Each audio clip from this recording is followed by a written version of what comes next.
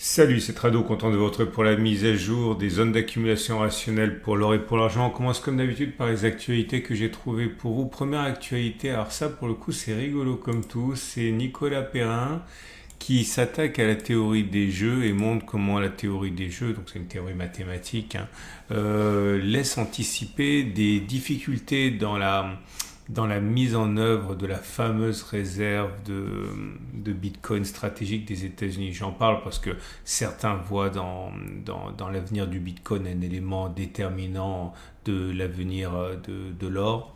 Pas sûr, mais en tout cas, pour ceux qui s'inquiétaient de voir le stock de Bitcoin américain augmenter concurrençant l'intérêt de l'or, eh bien rien n'est simple.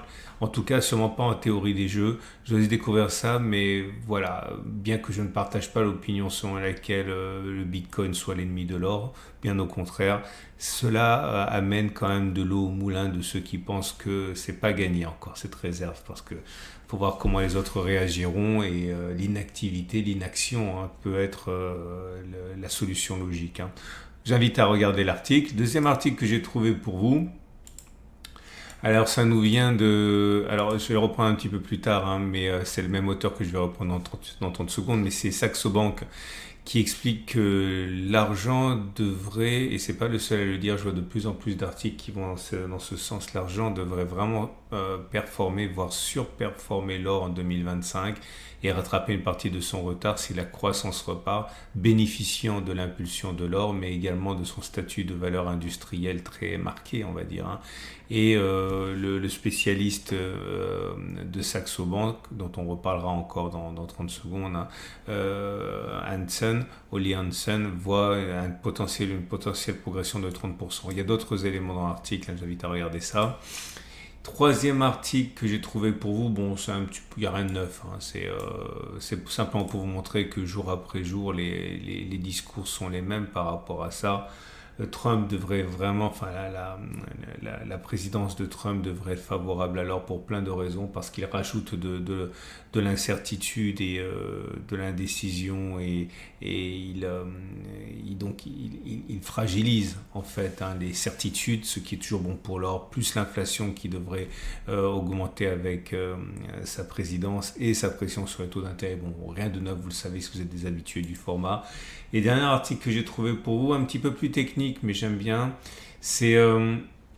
donc j'en parlais tout à l'heure, c'est Hansen qui analyse les positions spéculatives des institutionnels, donc pas les petits comme nous, les institutionnels, et il montre que cette semaine, eh bien, les institutionnels ont encore accru leur pari sur l'or et ils commencent même à s'en inquiéter parce qu'il dit que les acheteurs sont devenus tellement dominants par rapport aux vendeurs que s'il y a quelque chose qui déstabilise ces acheteurs et qu'ils devaient vendre leur contrat parce que leur contrat de spéculation à la hausse, on risque d'avoir un problème pour l'absorption. Et pour lui, on s'approche quand même d'une situation quand même un petit peu euphorique sur l'or et il faut s'en méfier.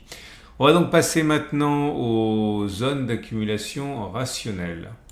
Je voudrais attirer votre attention si vous êtes nouveau sur Veracash. Alors pourquoi c'est intéressant Veracash éventuellement pour vous? Parce que si vous voulez vous lancer dans la détention d'or et si vous voulez utiliser cet or pour dépenser de l'argent si vous le voulez, vous pouvez faire acheter en envoyant votre or cassé, vos vieux bijoux, vos pièces qui dorment dans un tiroir, bref, de l'or, quel que soit son état à Veracash. Veracash vous le rachète et vous met l'équivalent en Veracash sur votre compte et derrière vous avez une carte de paiement et vous pouvez utiliser cet or approvisionner avec votre or cassé, votre or déclassé, cet or dont vous ne voulez pas, et ça vous permet de mettre le pied dans ce circuit de l'or remonétisé en dehors du secteur bancaire.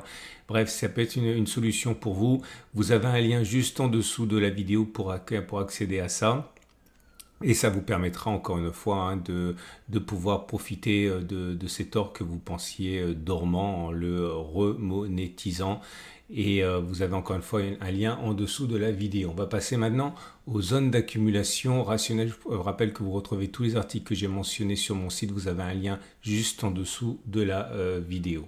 Et on commence par l'or libellé en euros qui réagit bien sur sa zone d'accumulation rationnelle des 26,10, 25,90. Alors c'était pas gagné parce que c'est une zone qui est relativement neuve, relativement, on va dire, fragile, hein, puisqu'elle a été testée peu de fois, mais pour l'instant on rebondit dessus, donc c'est tant mieux. La tendance de fond est toujours haussière, la tendance de long terme est haussière, et les bougies Akinashi indiquent que c'est mitigé. On peut pas dire que ce soit vraiment positif, parce que vous avez des bougies qui sont rouges, puis maintenant il n'y a même pas de corps dans la deuxième, donc c'est plutôt de l'indécision.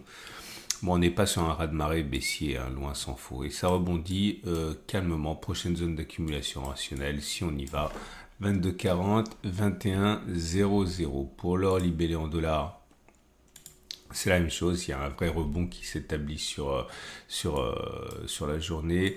La zone d'accumulation rationnelle était éloignée, hein. C'était la zone des 25, 40, 24, 70, elle n'a pas été sollicitée. Et pour la tendance de fond, c'est haussier, la tendance de long terme, c'est haussier également. L'argent, alors je suis content de ce que fait l'argent. L'argent libellé en euros est en train de rebondir. Il a vraiment touché au point près la zone d'accumulation rationnelle des 28,8, 27,4 et s'est remis en marche après donc une inquiétude hier. La tendance de long terme est haussière, la tendance de fond est plutôt neutre, hein, puisqu'on est à plat. Et la tendance est pour l'argent libellé en dollars. C'est pareil, on s'est fait peur, mais tout se passe, on va dire, correctement. Ça rebondit aujourd'hui. La zone d'accumulation rationnelle, c'est 29, 26. Alors, on va arriver à la fin du mois, donc c'est le 29 janvier. Certains vont faire leur DCA, leur dollar cost averaging, c'est-à-dire que, je rappelle, si vous découvrez le format, que si vous avez décidé d'investir, par exemple, je sais pas moi, allez, 100 par mois ou tous les 2 mois ou par trimestre, ma stratégie consiste à diviser ça en deux, une partie en DCA, c'est-à-dire à intervalles réguliers, comme par exemple le 30 du mois ou le 1er du mois ou le 15 du mois, on s'en fiche, et puis le reste, ça peut être 20%, 10%, 50%, 70%, c'est vous qui voyez, sur les zones d'accumulation rationnelle pour renforcer lorsque l'on fait des plus bas afin justement de baisser le coût unitaire. Vous avez un tutoriel à la fin de la vidéo pour découvrir ça et également dans les commentaires de la vidéo.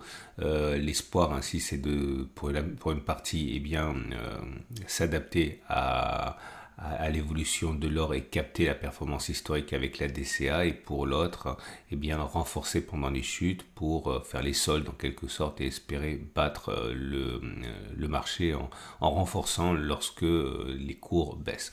C'est l'idée. Voilà, vous retrouverez toutes les vidéos que j'ai mentionnées en dessous de la vidéo. Ce format, il est mis à jour tous les mercredis et tous les samedis, donc je vous donne rendez-vous dans 3 jours.